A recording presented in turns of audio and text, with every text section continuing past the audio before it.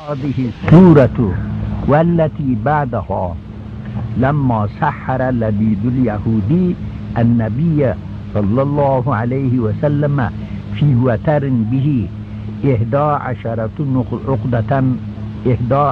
عقدة فعلمه الله بذلك وبمحله. خب bu ikkala sura Qul a'udhu bi rabbil falaq, Qul a'udhu bi rabbin nas ikkovi nozil bo'ldi. Vaqtiki sehr qilgan edi Labid degan Yahudi, sehr qilgan edi Rasulullohni. Sehr qilgan edi. Nimaga sehr qilgan edi? Pi vatarin, vatar deb kamonni ipini aytadi.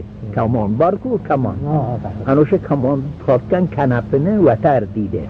Ana o'shanga tugun solgan edi. O'shanda 11 o'qidatan 11 ta tugun solgan edi o'shanga sehr qilib Rasulullohni baylash uchun. Fa'alamahullohu bidalika, Xudo e'lon qildi o'sha sehrni, masalan Rasulullohga e'lon qildi. Uni qaytga qo'yganini ham mahallini ham aytib berdi. Jibril alayhisalom kelib aytib berdilar. Fawzdira bayna yadayhi. Xo'p, bas uni Rasulullohning oldiga o'sha sehr qilingan narsani hozir qilindi. Bildingizmi? Va umira bitta'awuzi bis suratayn, Xudo tarafidan amr qilindi. Shu ikkala sura bilan panoh so'rashligini, shuni mana shu surani o'sha sehrni duoga mana shuni o'qishga amr qilindi. Rasulullohga shunday deb amr qilindi. Endi kimga birov jodu qilgan bo'lsa, sehr qilgan bo'lsa, mana shu ikkala surani shuni daf'iga o'qisa, o'sha sehri jodusi daf bo'ladi. Ana shuni biling. Chunki Rasulullohga mana shu suralar mana shuning uchun kelgan edi. O'shani sehrini, jodusini daf qilish uchun. Fakana kullama qara'a oyatan minha in hallat uqdatun va wajada khiffatan. Vaqtiki Rasululloh har bir oyati shu ikkala suraning oyatini o'qiganlarida bir band yechilib ketardi, o'zidan o'zi o'sha kamonni ipiga band solgan tupga tugun yechilib ketardi. Bir oz o'zlarida yengillik hosil bo'lar edi. Hatto in hallatil uqadu kulluha, 11 ta oyat, ikkala suraning oyati 11 ta tugunni muqobiliga har bir oyatini o'qiganlarida bitta tugun yechilar edi. Shunaqa bo'lib tamomi tugunlar yechilib bo'ldi. Vaqoma, Rasululloh o'rinlaridan turdilar. Bunday yengillik hosil bo'lsa, mana Rasululloh mana shunday bo'ldilar. Mana endi sura mana shundan iborat. Qul, aytgin ey Muhammad, a'udhu bi rabbil falaq degin. Panoh tilayman Parvardigor subhni Parvardigoriga, ertaminan subh qiluvchi, kechani yorituvchi Parvardigorga panoh tilayman degin. Nimadan? Min sharri ma xalaqa. Ya'ni u tamomi hayvon bo'lsin, qanday narsalarni sharridan, ma xalaqa iborat Xudo xalq qilgan hayvonmi, mukallafmi, g'ayri mukallafmi, jimodmi, tamomi narsalarni sharridan panoh tilayman ey Parvardigoro senga degin deb o'rgatyapti. Bildingizmi? Jimot ana tosh va g'ayra shunga o'xshagan narsalar. Ho u zarar yetkazuvchi hayvon bo'lsin, u hayvon bo'lgandan keyin mukallaf bo'lsin, chunonchi insonga o'xshagan, yo g'ayri mukallaf bo'lsin, chunonchi shoxli jonivorlar yo boshqa ilon, chayon va g'ayra g'ayri mukallaf.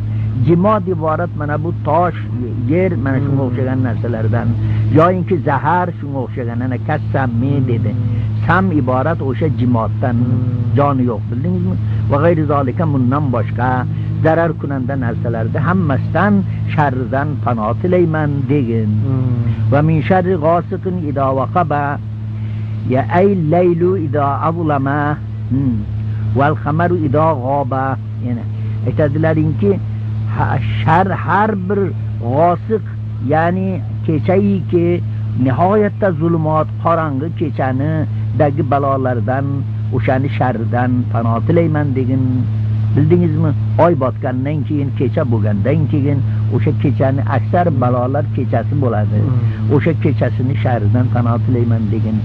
و من شر النفاثات ای سواحر تنفس فی العقد او o'sha tugunga pulab turib tuyguvchilar o'sha savohir xotinlar aksar xotinlar qiladi bu ishni. O polvonlar shunaqalar bitta oladi uni bir narsani o'qib deb bunday tugib qo'yadi, dard qilib qo'ydim deydi. Ana shuni ham Qur'onda shuni aytgan. Ana shunaqa qiluvchilarni sharridan panoh tilayman degan deyapti. Bildingizmi? O'qdalarga puflaydidan keyin tugun qiladi uni.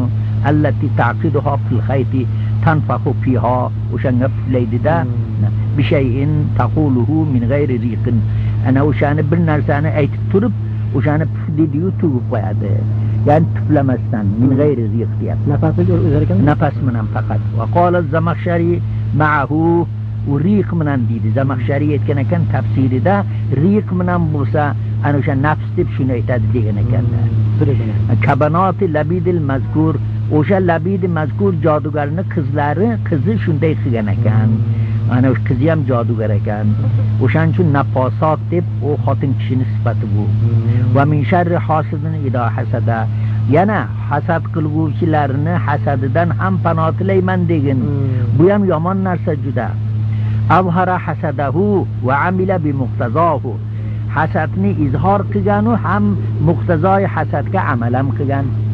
Bir kulfat berish uchun harakat ham qilgan. Ba'zi hosidlar borki dili bilan hasad qilsa ham ammo amaliy tariqasida sizga ziyon yetkazmay shunda yuraveradi. Bu emas, balkim hasad ham qiladi-yu sizni bir baloga yo'liqtirishga ham urinadi. Mana shunday hosidlardan panoh tilayman degan. Xo'p, kalabidil mazkur chunanchi yahud o'shanaqa qilgan edi. Ya'ni Rasulullohni bir kulfat yetkazish uchun shunday qilgan edi. Al-hasidina lin-nabiy va zikru salasati shamil laha ma xalaqa ba'dahu li shiddati sharriha. Aytadiki mana bu o'sha masalan uch narsani zikr qildi mana she'rda. Min sharri ma xalaqa dedimi? Ma xalaqa o'zi hammasiga shomil edi-ku. Bildingizmi? Buning ichida hosid ham bor, boshqa ham bor, jodugari ham bor.